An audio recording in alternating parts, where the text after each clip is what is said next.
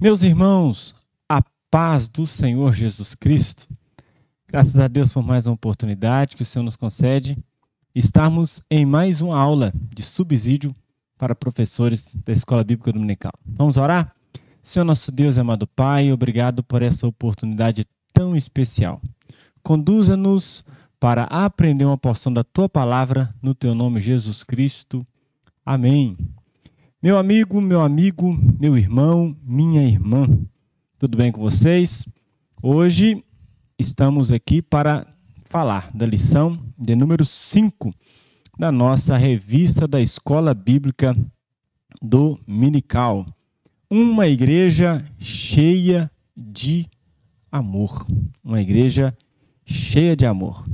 No domingo passado foi falado justamente acerca da igreja, de uma igreja cheia do Espírito Santo, e hoje a sequência, uma igreja cheia do amor. Uma igreja que é cheia do Espírito Santo, ela vai externalizar o amor. É um pouco sobre isso que nós estaremos conversando na nossa aula de hoje. Texto bíblico, Atos, capítulo 4, do versículo 32 ao 37. Atos, capítulo 4, do versículo 32 ao 37, é a leitura necessária na nossa lição de domingo. Qual é o foco da nossa aula? Primeiro, compreender como o amor se manifesta na comunhão cristã, promovendo a unidade e o crescimento da igreja, reconhecer a graça de Deus como a fonte do amor cristão e, por último, incentivar a prática da solidariedade cristã como expressão do amor. É um pouco sobre isso que nós estaremos conversando na nossa aula hoje. E a divisão da nossa aula, nós temos a nossa introdução e os tópicos: o amor manifestado na comunhão cristã. Nós falaremos como a palavra-chave da nossa aula de hoje é amor. Que tipo de amor é esse que nós estamos falando? E como que esse amor se manifesta no relacionamento de igreja, no relacionamento cristão. E iremos falar também de que esse amor, ele é produto da graça, ele é fruto da graça e, principalmente, ele é uma manifestação dessa graça de Deus. Ou seja, sem essa graça não haveria essa manifestação do amor. E a manifestação desse amor de uma maneira solidária, a solidariedade cristã, essa manifestação do amor. E, por último, a conclusão. Então, basicamente, são os temas da nossa abordagem dessa aula. Vamos caminhar. A igreja primitiva, irmãos, ela estava crescendo, ela estava florescendo, e tudo aquilo que cresce, ela começa a enfrentar também os seus desafios. E um desses desafios testam a fé, Mas, mesmo isto, essa igreja ela é marcada por um amor fraternal, oração incessante e ousadia missionária. 3 pontos. A marca dessa igreja: amor fraternal, ou seja, o relacionamento entre os irmãos era de uma maneira fraterna, e havia esse vínculo desse amor. A oração não era uma oração pontual, a oração era uma oração incessante. E, por último, ousadia. Ou seja, a igreja ela não ficava simplesmente parada entre as suas paredes, mas ela externalizava de uma maneira missionária. Como o amor se manifesta em uma igreja genuinamente cristã? Então, é importante nós tocarmos nesse assunto na introdução, porque é justamente por causa dessas respostas, dessa pergunta, que é o conteúdo de toda a nossa aula. Como uma igreja, como o amor se manifesta em uma igreja genuinamente cristã? Primeiro, a capacidade de enxergar os necessitados. Ou seja, ela não é uma igreja cega. É uma igreja que, por meio da ação de Deus e por meio da ação do Espírito Santo, ela vê os campos brancos, ela vê a necessidade, ela vê aquilo que precisa ser feito e não apenas vê, ela executa. Segundo, ela busca caminhos para que essas necessidades elas sejam atendidas. Ou seja, não é apenas ver a necessidade, mas essa igreja ela consegue trabalhar caminhos, ela consegue trabalhar alternativas, ela consegue pensar em como ela manifestará a presença de Deus por meio daquelas necessidades, né?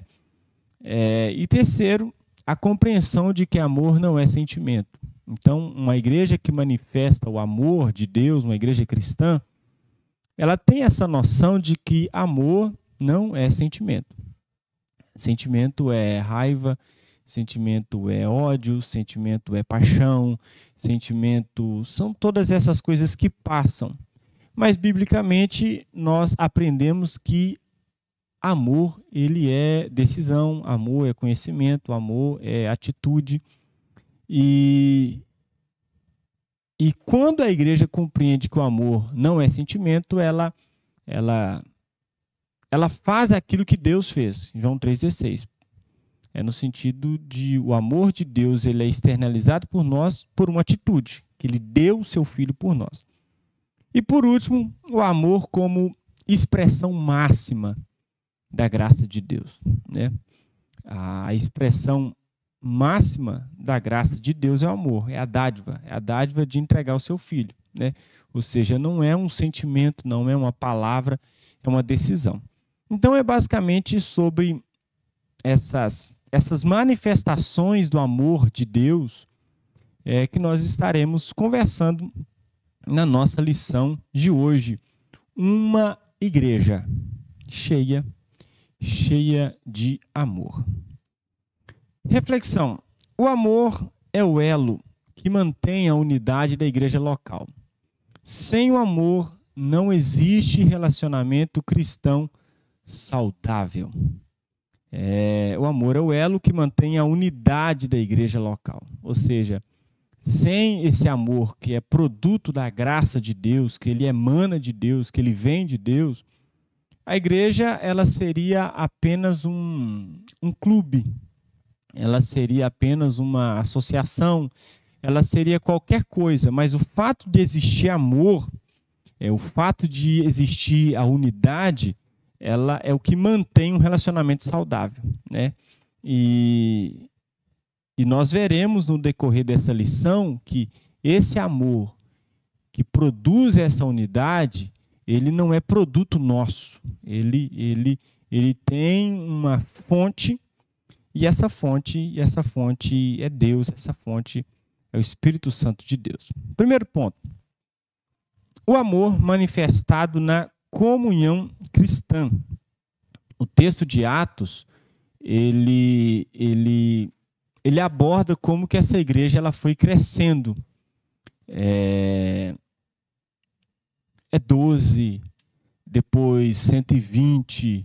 Aí o texto de Atos tem algumas coisas. Por exemplo, Atos 2.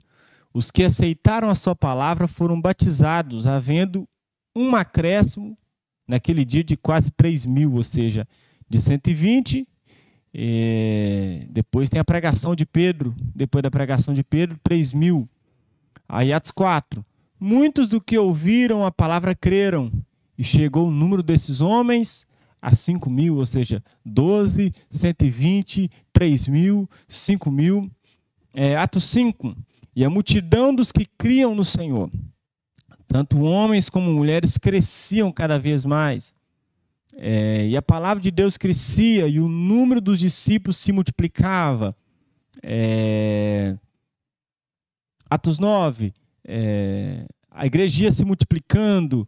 Atos 12, a palavra de Deus, entretanto, continuava a crescer e a multiplicar-se. O que é importante nós mencionarmos aqui nesse primeiro tópico, do primeiro ponto, é justamente o crescimento da igreja. A igreja cresce por meio da ação do Espírito Santo. Só que aí que nós já entramos numa situação que é um dos pontos da nossa lição, que é o que acontece com a igreja que cresce. Uma igreja pequena, ela possui a mesma natureza e essência de uma igreja grande. Assim como uma igreja grande, uma igreja pequena enfrenta seus problemas e desafios. A igreja primitiva, na sua essência, ela tinha as marcas da oração, ela tinha as marcas da palavra, ela tinha a marca da comunhão, ela tinha a marca da evangelização, só que essa igreja cresce. Qual que é a preocupação de agora? Como essa igreja precisa crescer, porque ela estava crescendo por meio da pregação do evangelho, mas como que essa igreja continuará crescendo sem perder sua essência? Ou seja, o crescimento ele não pode roubar a nossa essência. O crescimento da igreja, ela pode ser de 12, 3 mil, 4 mil, 5 mil, 20, 30, 50, 100 mil. O exemplo da Assembleia é milhões. Mas como que uma igreja, ela, apesar do crescimento, ela não pode perder a sua essência? Então era justamente essa pergunta que estava em voga. Uma igreja que ora, uma igreja que é cheia do Espírito Santo, uma igreja que evangeliza, só que ela cresce. E cada dia ela cresce mais. E como fazer com que esse mover de Deus, essa comunhão, esse partir do pão, essa oração, essa decisão, essas escolhas, tudo fruto de oração, como fazer com que isso não se perca? Porque o crescimento ele tem a tendência de fazer com que algumas coisas perca a sua essência. O crescimento de uma empresa, o crescimento de uma igreja, o crescimento de uma família, o crescimento tem a tendência de fazer com que algumas coisas percam a sua essência. Mas a igreja não. A igreja, como corpo de Cristo, e também como uma instituição, o fato dela crescer, ela não pode perder a sua essência. Porque se ela perde a sua essência, ela está perdendo a sua razão de ser, aquilo que ela foi feita, aquilo que ela foi criada, né? Então, a igreja cresce. E aí nós entramos no nosso segundo subtópico do primeiro ponto, que é justamente os desafios do crescimento. Os desafios do crescimento. A igreja de Jerusalém, ela cresceu em escala geométrica e se multiplicava. E com isso vem os desafios. Quais são os desafios? Primeiro, como manter a unidade em meio ao crescimento? Olha o que diz o texto de Romanos. A esperança não traz confusão, porquanto o amor de Deus está derramado em nossos corações, mas o Espírito Santo que nos foi dado. Romanos 5,5. Acima de tudo, revistam-se do amor, que é o elo da perfeição, que é o elo perfeito. Tem textos, que é a tradução de Romanos 3,14, vai falar que o amor é o vínculo da perfeição. Como manter a unidade em meio ao crescimento? Aí uma das respostas aqui, que é justamente por meio da ação do Espírito Santo. O Espírito Santo, que ele revistam-se do amor, que é o elo da perfeição. Aí olha o que diz o texto de Romanos. O amor de Deus está derramado em nossos corações pelo Espírito Santo, ou seja, a presença dos dons, a presença da graça, a presença da oração, tudo isso é importante demais. E o que une a igreja por meio do amor é o Espírito Santo de Deus. É o Espírito Santo de Deus. E é esse amor que é o vínculo perfeito, que é o elo perfeito. Sem amor cresce outras coisas que nós veremos aqui, exemplo do ego, né? Vamos lá. Quando a igreja se fragmenta e se divide, isso significa que o egoísmo tomou o lugar do amor em algum ponto. Eu coloquei duas imagens, e essas duas imagens elas dizem o seguinte. A primeira, há um grupo de pessoas está subdividido por outros grupos de pessoas, né? E um racha no meio, né? Então, é como se fosse divisões, é como se hoje as expressões que é utilizada de uma maneira pejorativa é justamente as expressões como panelinhas, né? E por mais que nós seres humanos nós nos aproximamos de outros seres humanos por afinidades, por profissão, por assuntos, por aquilo que alguém gosta de conversar, por algum hobby, pela fé, pela igreja. Então, existem coisas que nos aproximam de alguém, mas existem coisas também que nos distanciam. Mas a igreja não é este lugar de se fazer grupos que separem outros grupos e panelas, né? Então, por isso que uma das maneiras externas de ser igreja é o amor. E o ego, o pensamento em si, o individualismo, o pensar só em si mesmo, esquecer do outro, é o que não é para ser. E a outra imagem é justamente dois grupos naquela corda, né? Naquela brincadeira da infância do puxar a corda e ver quem é o mais forte e quem puxa o outro. E o outro cai e uma equipe vence. Só que não é esse tipo de pensamento, não é esse tipo de analogia que precisa ser utilizado no corpo de Cristo. Não. Ao contrário, aquilo que precisa ser enfatizado é justamente o amor, né? Vamos caminhar. Terceiro subtópico, a vida interior. Um texto ou uma expressão de Atos 4:32 é justamente a seguinte: eram um o coração e a alma. Eram um o coração e a alma. Observa que a igreja ela estava tão unida que a alma e o coração do povo de Deus eram um só. Só que também era uma igreja que se reunia para contribuir. Era uma igreja que se reunia para ajudar os necessitados. Era uma igreja que se reunia para orar. Era uma igreja que se reunia na sua liderança para decidir quem iria separar, quem iria consagrar, quem iria substituir o caso de Judas, que foi o caso de Matias. Ou seja, havia uma reunião para essas decisões. E eles não eram unidos só nisso, nessas coisas externas. O texto diz que eram um coração e uma alma.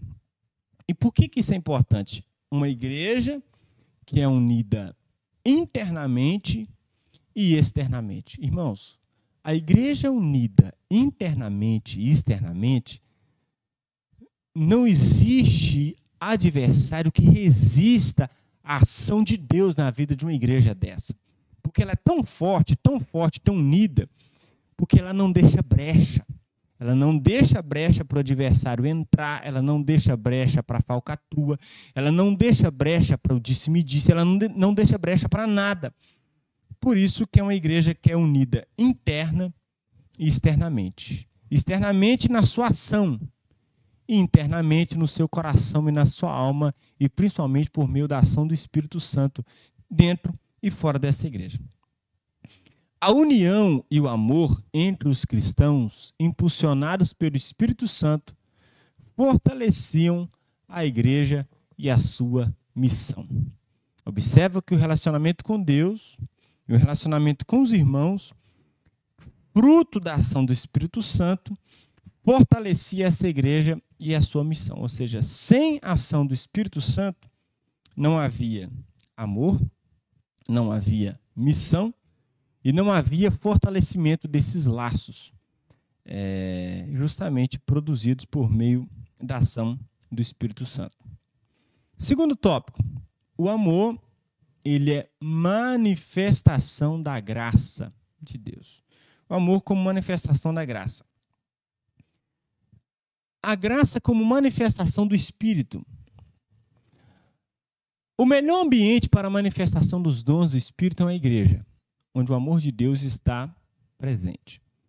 Lucas nos informa que os apóstolos davam com grande poder testemunho da ressurreição do Senhor Jesus. O contexto nos mostra que o Espírito opera em um ambiente que lhe é propício, isto é, onde a igreja está banhada do amor cristão. Vamos pontuar algumas coisas. Primeira delas, os apóstolos, eles davam testemunho, primeiro, da ressurreição do Senhor Jesus Cristo.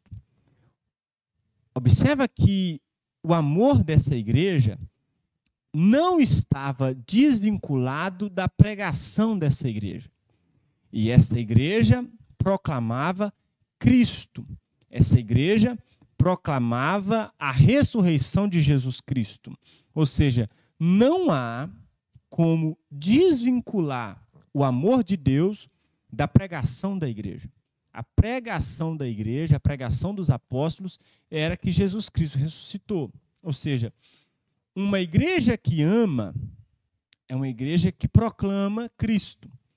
Uma igreja que faz com que esse amor se manifesta na vida das pessoas é uma igreja que aprendeu que ela foi amada por meio da morte de Jesus Cristo. Então, primeiro, o amor é manifestação da graça de Deus. E voltando aqui na primeira frase do segundo ponto, não há ambiente melhor para a manifestação dos dons do que uma igreja onde o amor de Deus está presente. Por mais que o Espírito Santo de Deus haja nos seus dons, então o amor de Deus presente, ele é como se fosse um campo propício para que esses dons se manifestem. O amor de Deus, ele prepara o ambiente para a manifestação dos dons. Uai, pastor, então como que tem lugares que os dons são manifestados onde não se percebe esse amor? Ou seja, tem alguma coisa errada. Tem alguma coisa errada. O amor de Deus, ele é aquela preparação, um ambiente propício para que os dons eles venham se manifestar. Então, o contexto nos mostra que o Espírito ele opera em um ambiente onde ele é propício. Ou seja, uma igreja que está banhada de amor, de irmãos para com os outros irmãos, de fraternidade, de ajuda, de comunhão, do partir do pão, é um ambiente propício para a ação do Espírito Santo de Deus. É como se fosse uma terra preparada para uma semente que vai ser plantada e vai germinar. Ou seja, o relacionamento de amor entre os cristãos é propício para a ação do Espírito Santo de Deus. Ou seja, o Espírito Santo de Deus age onde há amor. Segundo subtópico, a graça como favor imerecido de Deus. Há ainda um outro aspecto na graça de Deus revelada nesse texto. Aí, o versículo-chave, a palavra-chave de Atos 4:33 é essa. Em todos eles haviam abundante graça. Observa que a graça aqui, principalmente a expressão desse versículo é em todos eles.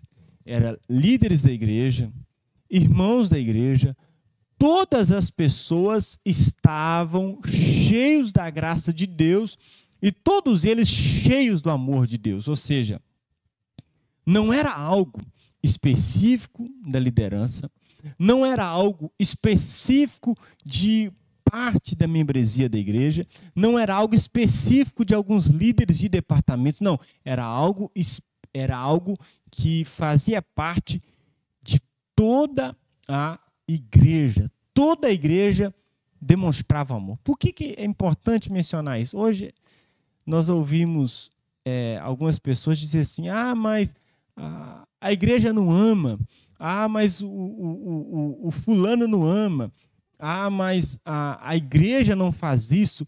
Você é a igreja. Então, geralmente as pessoas que mais reclamam que a igreja não faz algo é justamente a pessoa que esquece que ela é a igreja. Ela está reclamando justamente de algo que ela mesma não faz. Então, tipo assim, quando nós reclamamos que a igreja não faz, nós estamos reclamando que nós não fazemos. Porque nós somos o corpo de Cristo, nós somos as mãos de Cristo nesse mundo, os pés de Cristo nesse mundo e também a repetição da voz de Cristo nesse mundo, que é justamente o que é a pregação, é a repetição daquilo que Deus falou, a repetição daquilo que Jesus falou. E o que me chama a atenção nesse texto é que em todos haviam abundante graça. Em todos haviam abundante graça. E isso é para mostrar que a graça em um ambiente cristão, ela precisa ser contagiante. Ela não pode ser simplesmente de uma parte do corpo de Cristo, mas ela é de toda a igreja. Uma igreja dinâmica, que demonstra amor para com seu próximo e na qual o Espírito Santo se manifesta de forma abundante, é uma igreja que reflete a graça de Deus. E por último, nesse segundo subtópico, a graça, ela gera um sentimento de gratidão. E por que a graça, ela gera um sentimento de gratidão? Observa que qual que é a explicação desta igreja ser tão mão aberta? Qual que é a explicação dessa igreja de Atos, capítulo 4, dessa igreja orar tanto? Qual que é a explicação para que essa igreja de Atos ser tão doada? Qual que é a explicação dessa igreja ela ter as coisas em comum?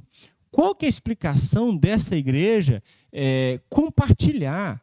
Qual que é a explicação dessa igreja não ser encismada? Qual que é a explicação dessa igreja não pensar apenas em si?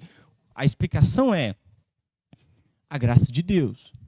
É uma igreja que entendeu o perdão que recebeu de Deus. É uma igreja que recebeu que tudo que ela tem é fruto da morte de Jesus Cristo. É uma igreja que recebeu que tudo que ela recebeu é via graça. E o fato dela entender que tudo que ela recebeu é via graça, ela se torna uma igreja grata. É uma igreja que ela é grata a Deus, e o fato dela ser grata a Deus, essa gratidão que ela tem a Deus, não é uma gratidão de palavras, é uma gratidão de atos, é uma gratidão de atitudes, é uma gratidão de ação. Ou seja, a graça, ela gera um sentimento de gratidão. Então, só os ingratos não têm a noção do que é graça. O que é o ingrato? É aquele que sempre tem menos, aquele que acha que tem menos daquilo que merecia ter.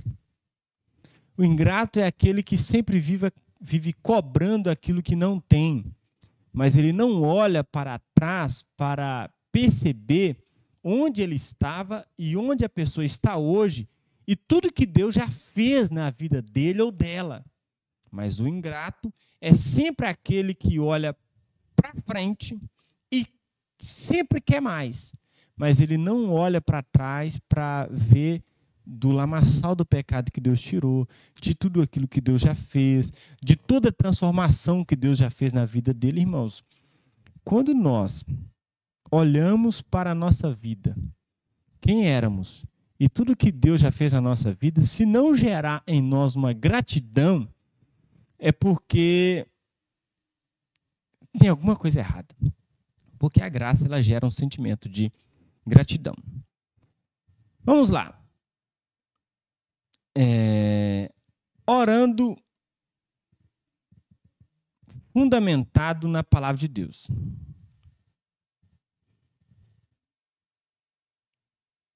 Vamos lá. Esqueci de tirar esse ponto aqui. Vamos lá. O nosso terceiro subtópico. Nós estamos aprendendo aqui uma igreja que é grata, uma igreja que é cheia de amor, uma igreja que ela mostra que aquilo que ela recebeu de Deus é um favor imerecido. É isso mesmo.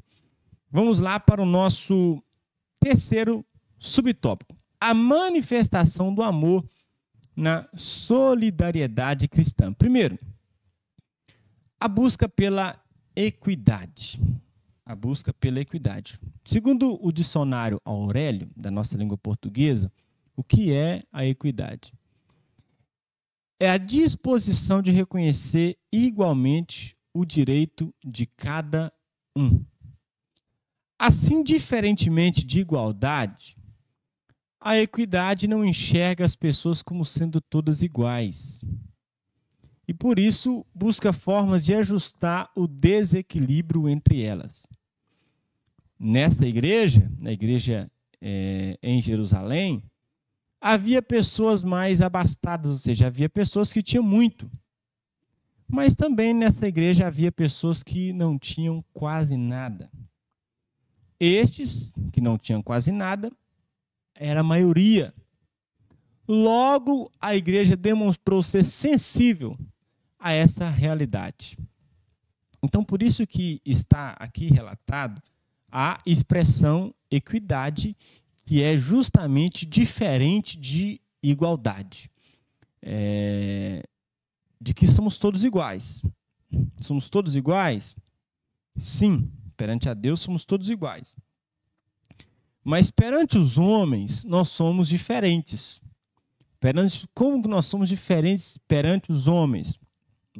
O ser humano, ele nasce em lugares diferentes, em condições financeiras diferentes, status social completamente diferente, cultura completamente diferente, ou seja, e o fato de haver essa diferença, essa disparidade, não só de formação educacional, mas uma formação financeira, há uma diferença. Aí, o que o texto nos afirma é que na igreja havia essa mesma situação. Algumas pessoas que converteram, que tinham muito.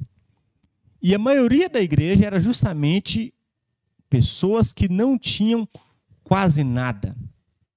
Perante Deus, iguais, mas ao mesmo tempo agora entra essa expressão aqui que é equidade, ou seja, como que nós faremos para que nós, por meio dessa graça que me alcançou, tendo muita coisa, como que eu consigo ajudar as pessoas que não tiveram o mesmo benefício que a pessoa teve?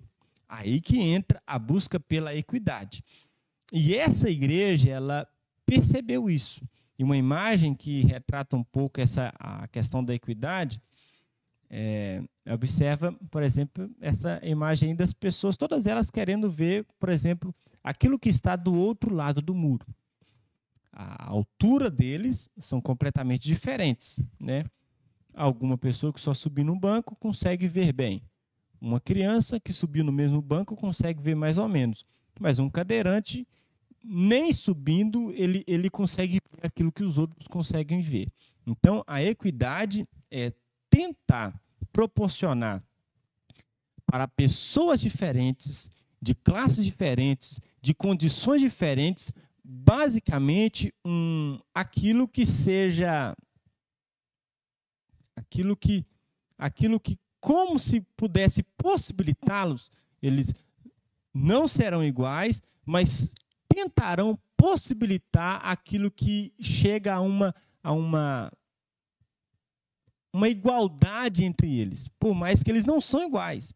Eles têm condições físicas diferentes, são diferentes, mas a equidade, ela tenta fazer, ela tenta aproximar, ela tenta promover uma igualdade onde não existe. Então, é justamente o produto de Atos, a busca pela equidade, ou seja, uma igreja que é solidária, com o outro. Uma igreja que é solidária com o outro. E é por isso, irmãos, que graças a Deus, hoje, pelo menos com relação ao nosso ministério, dá certo. Porque é uma igreja ajudando outras igrejas. É uma igreja sustentando outras igrejas. É uma igreja que tem muita condição sustentando outras igrejas que têm poucas condições. Mas tudo o mesmo corpo. O mesmo corpo, fruto da graça do nosso Senhor e Salvador Jesus Cristo. Segundo tópico do terceiro ponto, propriedade e compartilhamento. Observem que a igreja de Jerusalém vivia uma comunidade de compartilhamento, não de domínio.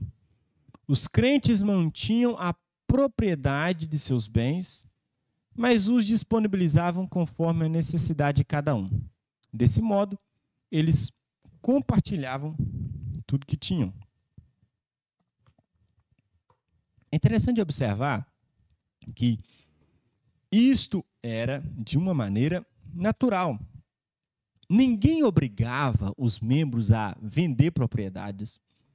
Ninguém falava para os outros assim, é para todo mundo vender e nós vamos juntar tudo isso aqui para todo mundo se manter. Não. Nunca foi a proposta de Atos. E quem diz que essa é a interpretação de Atos, não tem nada a ver com isso que acontecia na igreja primitiva. Eles não tinham nada em comum, mas o que o texto nos quer dizer não é que todo mundo vendeu tudo e juntou em um lugar só para depois todo mundo viver daquilo que se juntou. Não é isso. De acordo com que surgiam necessidades, alguém de prontidão abriu o coração, vendia, colocava aos pés dos apóstolos e sanava a necessidade de quem tinha essa necessidade. Ou seja, não era uma lei, não era uma obrigação, mas era fruto da ação do Espírito Santo de Deus dentro deles. Então, aí tem gente que até usa a seguinte expressão: o socialismo está dentro aqui da Bíblia. Não tem nada a ver uma coisa com a outra e são discrepantes temporalmente. Então, o texto bíblico é muito anterior àquilo que algumas pessoas dizem que a Bíblia tem base para alguma dessas coisas. Primeiro, que não era imposto. As pessoas doavam por livre e espontânea vontade. Não era tomado, não era confiscado, não era... o governo não tomava tudo para sustentar. Não tem nada disso no texto bíblico. Não tem nada disso no texto bíblico. O texto bíblico era de livre, espontânea vontade desta igreja e de acordo com que surgia alguma necessidade, os próprios irmãos, de livre e espontânea vontade, vendiam para abençoar os seus irmãos. Um exemplo de voluntariedade. Lucas destaca que os que possuíam herdades ou casas vendendo-as, traziam o preço do que fora vendido e o depositavam aos pés dos apóstolos. Nada foi feito de forma obrigatória. Ninguém contribuiu porque foi constrangido a isso. O texto bíblico deixa claro que havia voluntariedade nos crentes em ajudar uns aos outros. Havia uma consciência de pertencimento e por isso ninguém desejava ver o outro excluído. Isto sim é a manifestação do grande amor de Deus derramado no coração dos crentes. Olha um auxílio bíblico teológico que está na lição, eu coloquei ele aqui justamente explicando aquilo que eu acabei de comentar. As necessidades elas surgiam de tempo em tempo. Então, aqueles que estavam em uma melhor situação vendia e trazia a renda, aquilo que foi vendido aos pés dos apóstolos. Então, justamente é por causa disso que essa expressão depositavam aos pés dos apóstolos. Ou seja, os apóstolos estavam sentados, pregando, ensinando, e aquela venda dos irmãos era colocada até os pés deles. Por quê? Primeiro, reconheciam que eles tinham autoridade da parte de Deus para administrar aquela contribuição de acordo com cada necessidade. As necessidades eram diversas. Então, o fato de haver necessidades diversas, era necessário um centro administrador. E por isso, a confiança é nos apóstolos. Vamos para a nossa conclusão. Chegamos à conclusão de mais uma lição bíblica. Vimos como o amor de Deus, derramado nos corações da primeira igreja, mobilizou os crentes a socorrer os mais necessitados. E sabe como isso aconteceu? De forma voluntária. Cada um, de acordo com as suas posses, se prontificava a dar o que lhe pertencia. Não há igreja cristã verdadeira sem essa identificação com o outro. Ninguém pode fechar os olhos diante da necessidade alheia e se intitular de cristão. O verdadeiro amor se realiza no atendimento da necessidade ao próximo. Aquela expressão, o cristão é justamente aquele que está aí para o outro. Então, não existe cristão sem entrega. Não existe cristão sem relacionamento com um irmão. Não existe cristão sem a vida em prol do outro. Não existe cristão sozinho. Não existe cristão que o relacionamento dele é apenas vertical com Deus. O cristão, ele é aquele que tem relacionamento com Deus, mas esse relacionamento com Deus, ele passa por uma igreja, ele passa por uma comunidade, ele é banhado de amor fraternal, porque um aconselha o outro, um discipula o outro, é o ferro afia o outro, é a maturidade. É justamente nesse meio do convívio fraternal, desse convívio cristão, desse vínculo de amor, desse laço de amor, desse amor que nos une, é que Deus trabalha na vida da igreja. Então, não há igreja cristã sem essa identificação um para com o outro. Uma igreja cheia do Espírito Santo, uma igreja que ama. Como os nossos relacionamentos têm mostrado que somos uma igreja cheia do Espírito Santo. Como que a nossa igreja tem sentido que ela é amada. E como que as pessoas que fazem parte da igreja têm sentido o seu amor por Deus e por ela, por meio das suas ações. Que Deus te abençoe, que Deus nos abençoe cada dia mais e mais. E que possamos emanar esse amor de Deus no meio da igreja. Amém? Senhor nosso Deus eterno Pai, obrigado por esta aula. Continue abençoando cada professor e cada aluno no teu nome, Jesus Cristo. Amém. Deus te abençoe grandiosamente.